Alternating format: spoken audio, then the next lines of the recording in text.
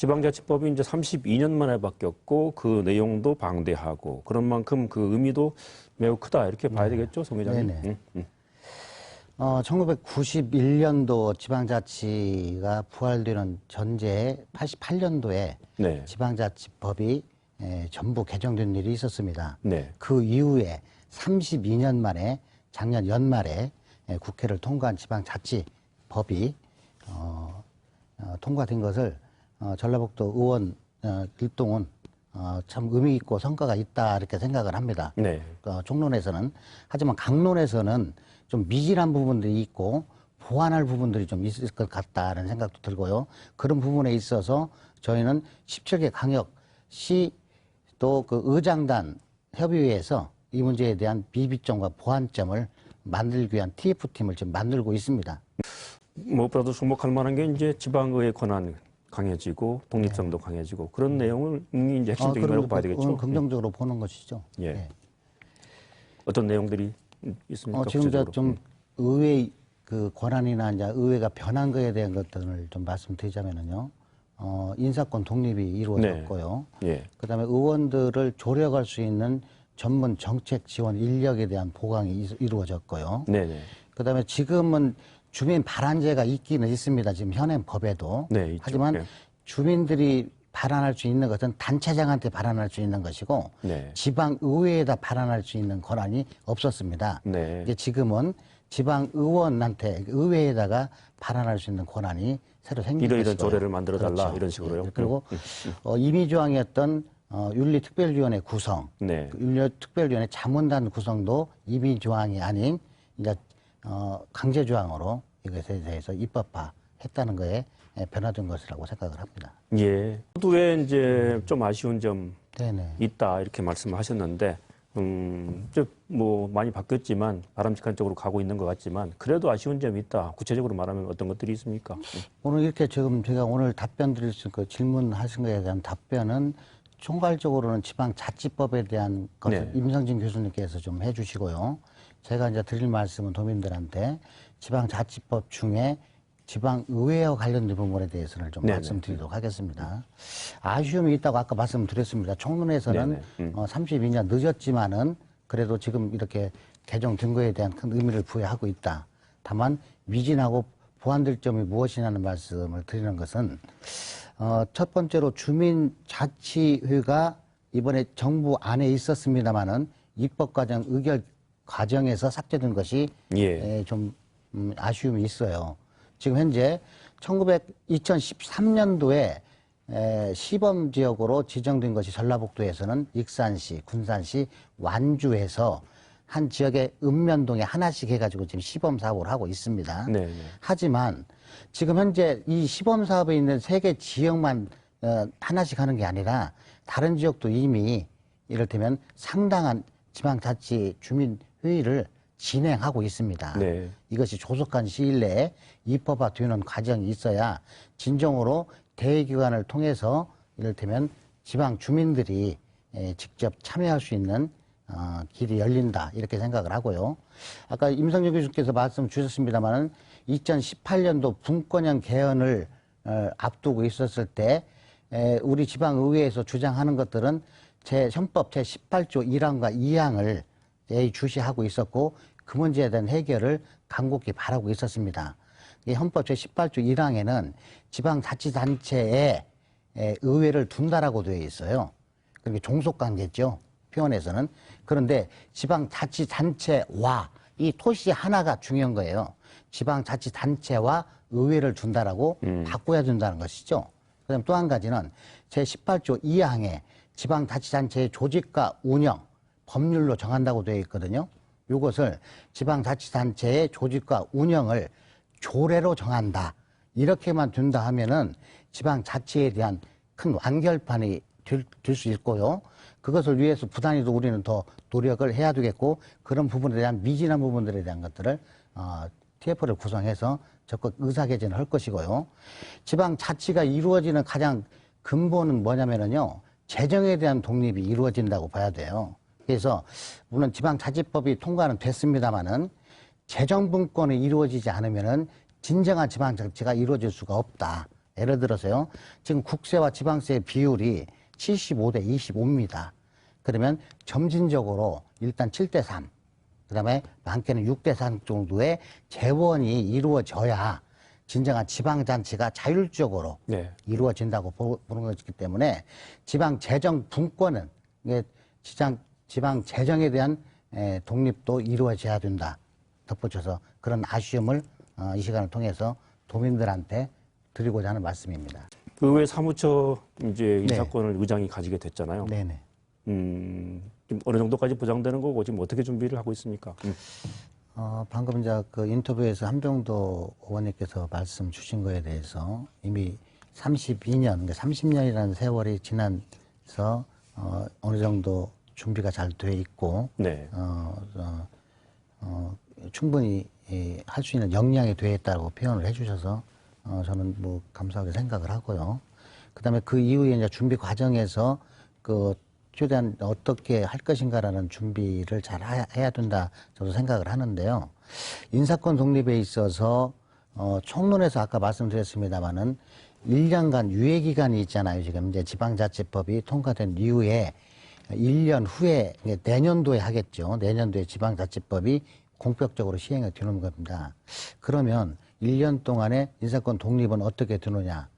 그러니까 조직을 만들 때에는 지금 현재 인사권 독립을 하기 위해서 하는 조직 내 시스템이 있을 거라고 생각을 해요. 네. 예를 들어서 인사가 독립됐으면 우리가 지금 현재 전라북도 그 직원이 그 행정직 직원이 97명이고요. 교육에서 오신 분들, 교육청에서 오신 분들 7명, 106명 정도가 됩니다.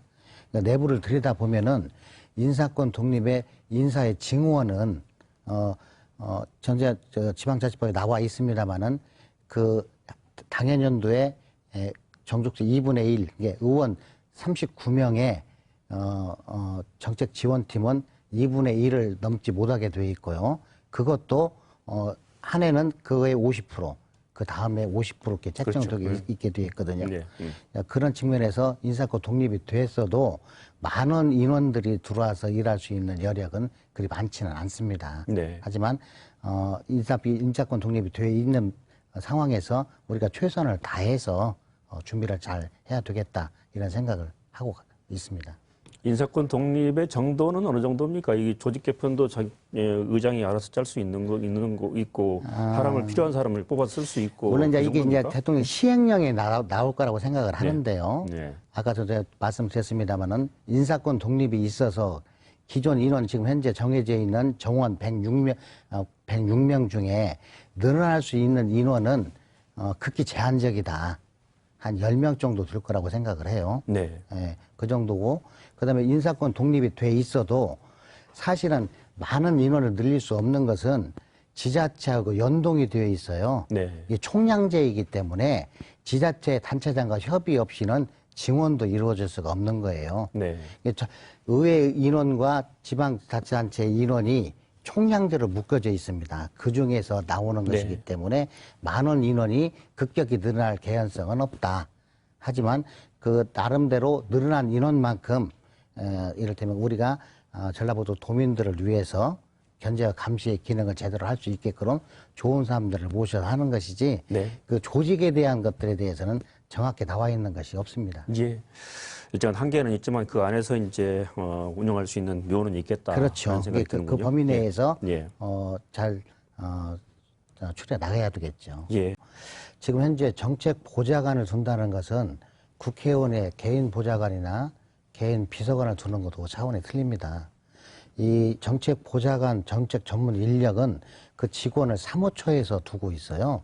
이게 개인 도의원들이 개인의 보좌 형식으로 쓸 수 있는 시스템 자체가 되어 있지 않고요. 다만 오늘 이 자리는 전라북도 의회, 특히 송정 의장이 나와서 인사권 독립이라든가 뭐 미진한 부분들에 대해서 뭐 이렇게 해주시오, 저렇게 해주시오는 뜻이 아니고요. 이런 부분에 있어서 상징적으로 인사권 독립이라든가 뭐 특별위원회 구성, 윤리특별위원회 구성이라든가 이런 부분에 대해서 앞으로 그런 제도상에 있어서 우리가 충실하게 도민들을 위해서 봉사할 수 있는 기회, 그다음에 좀 더 디테일하게 견제와 감시를 할 수 있는 시스템, 이런 것이 되었다는 것으로 저희들은 만족하고 있거든요. 그래서 개인의 보좌관이라든가 일상에 무슨 문제가 있고 개인의 보좌관을 두기 위해서 노력하는 것이 절대 아니라 예. 이렇게 말씀드리고 싶습니다. 윤리특별위원회 관련해서도 네네. 뭐 우리 임성진 교수님 일부 지적했습니다만 그동안에 이제 지방의회에서 좀 말들이 많았지 않습니까? 네네네네. 추문에 뭐 관여되는 부분이 많이 있었는데 네. 그런 것들이 많이 있었기 때문에 윤리특별위원회가 이제 의무화됐겠죠. 그렇다고 봐야 되겠죠. 이게 의무화되면 좀 많이 나아지겠죠? 그것이 이제 있고 없고 그래서 그 사안이 발생하고 발생이 덜하고 그렇게 생각하지는 않습니다.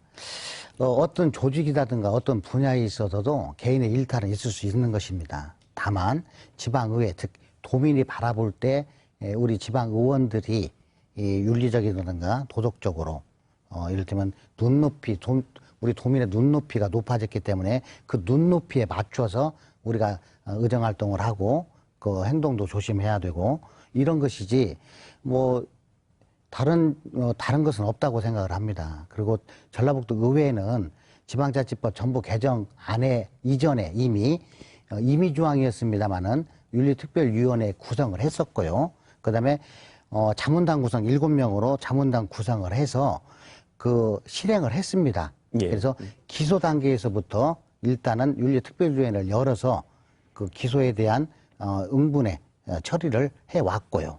더더욱 이번에 입법화되어 있기 때문에 더더욱 그런 일은 없어야 되겠고 줄여야 되겠습니다만은 그런 부분에 있어서도 이 명문화된 것은 좀 더 천명하고 윤리적으로 도덕적으로 좀 더 깨끗하게 하라. 예. 이런 걸로 전 상징적으로 이 얘기를 하는 것으로 말씀드리겠습니다. 예, 뭐 추가로 말씀하실 게 있습니까? 말씀하신 것 중에. 간단히 말씀드린다면은 예. 주민의 그 자치 역량에 대해서는 충분히 소화할 수 있는 능력을 가지고 있다. 네. 대의기관인 전라북도 의회나 시군 의회가 대신해서 지금 현재 일을 하고 있습니다만은 그것과 별개로 주민 스스로가 그 자치 역량을 개발해서 지역의 직접 현안 문제도 돌출해내고 또 좋은 발안이 있으면 이런 것들을 의회에 개진하는 거거든요. 그것을 우려하고 걱정하는 건 좋은데 그게 너무 심한 것 같다는 생각이 들어요. 그러니까는 지금 시범으로 했던 2013년도의 통계를 보면은 그 순기능이 상당히 많습니다. 그리고 자치 역량 개발에 있어서도 충분한 성과물이 있었었고요. 네. 그리고 실질적으로 사실은 지금 현재 3개 지역에서 하고 있습니다만은 주민자치회의를 네. 그 이외에도 많은 것들이 지금 많은 지역에서 이미 하고 있다고 저는 알고 있고요. 그래서 충분한 역량이 드는 것인데 다행히 이제 우리 한병도 의원님께서 바로 지금 발의한 걸로 알고 있습니다. 조속한 시일 내에 예. 주민자치회의가 의회를 국회를 통과해서 이를테면 진정한 풀뿌리 민주주의가 제대로 투영될 수 있도록 주민 한 분 한 분께 바른 시일 내에 그것이 조기에 좀 입법화됐으면 좋겠다는 개인적인 소망도 말씀드리고 싶습니다. 예.